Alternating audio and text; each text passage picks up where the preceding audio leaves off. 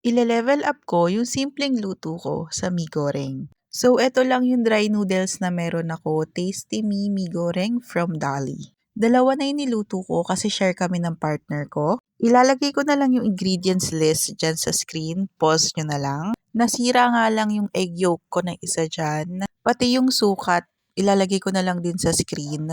Usually kasi ginagamit dito buldak, pero ito lang kasi yung meron ako. Pero gusto ko kasi talaga subukan yung style na to sa noodles, so why not? Hindi ko rin alam kung mag-work to sa other local brand ng noodles kasi first time ko rin gawin to. Yung hot water na gagamitin nyo, siguraduhin yung mainit kasi yun yung magbabind dito sa sauce.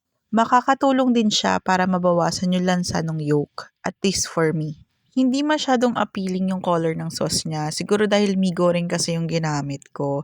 Pero yung amoy niya kasi parang, alam niyo yung pancit canton na may calamansi, touch of calamansi, ganun yung amoy niya. Tapos ito na yung noodles ko, ihahalo ko na lang siya sa sauce.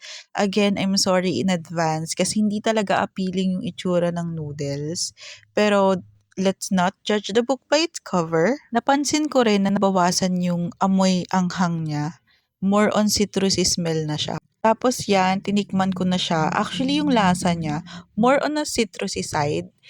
Siguro ito yung dahilan kung bakit mas maanghang na noodles yung ginagamit nila. Tapos, dinagdagan ko lang ng extra packet kasi nga nakulangan ako sa anghang kasi nga ang tapang ng pagka-citrus flavor niya.